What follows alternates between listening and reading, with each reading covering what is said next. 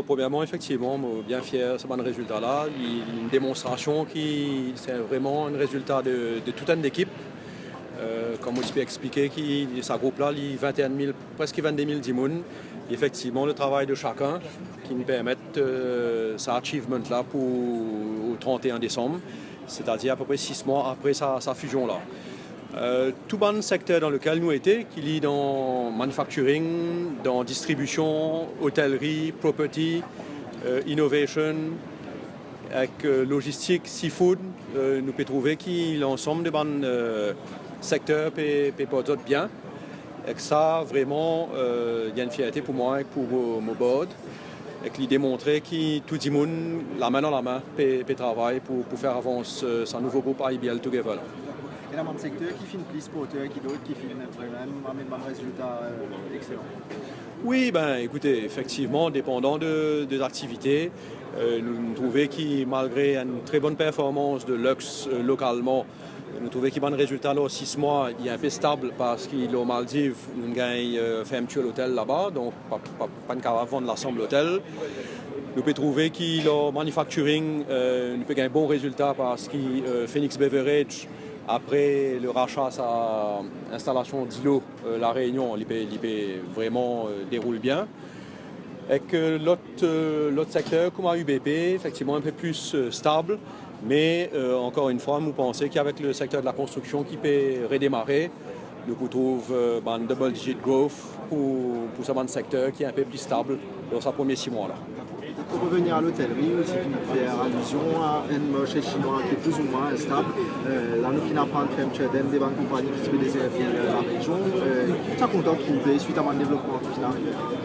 Alors, premièrement, je suis content de saluer l'initiative gouvernement avec le secteur privé pour l'ouverture du ciel qui nous fait beaucoup de bien au secteur de l'hôtellerie sur la dernière année, certainement. Et que là, effectivement, Air Asia peut arrêter de bonne activité. Il faut dire qu'Air Mauritius et le gouvernement continue de mettre la tête dans le travail et capable de gagner une substitution pour ça Air Asia là. Parce qu'il y a un gros travail à faire dans ce marché asiatique là. C'est des gens qui sont contents de venir en vacances, qui sont contents de dépenser. Et qu'il y a un peu dommage qu'ils nous trouvent ça bande l'effort là, peut arrêter si Air Asia peut arrêter le voyage dans l'Asie. Concernant Property, donc je dirais que c'est un secteur à côté de l'envie, mais d'avoir plus d'efforts, qui est dans une étude de marché qui vient faire, qui vient montrer les autres, qui est pour porteur à l'avenir. Alors effectivement, nous travaillons avec un consultant avant de prendre sa décision, set up sa property fund là. Forcément, property là, l'île Maurice, c'est toujours un secteur porteur globalement, et que nous pensons que vu la qualité du property que nous avons au sein de IBL Together, nous sommes sûrs que nous capables de trouver un joli potentiel de développement pour l'avenir dans ce nouveau secteur.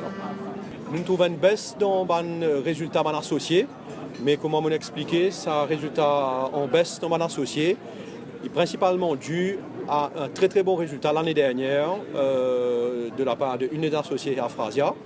Donc on nous fait un comparatif, nous trouvons une baisse entre l'année dernière et cette année-ci. Mais globalement, le secteur financier est aussi un secteur porteur, malgré un petit peu les pressions qui nous trouvaient dans ce secteur-là sur les dernières années.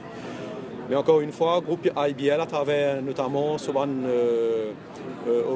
offshore management activities, DITOS et ABAX, nous avons réalisé qu'il y a un nouveau marché porteur dans l'Afrique et qu'on gagne une réorientation de mon activité dans l'Afrique.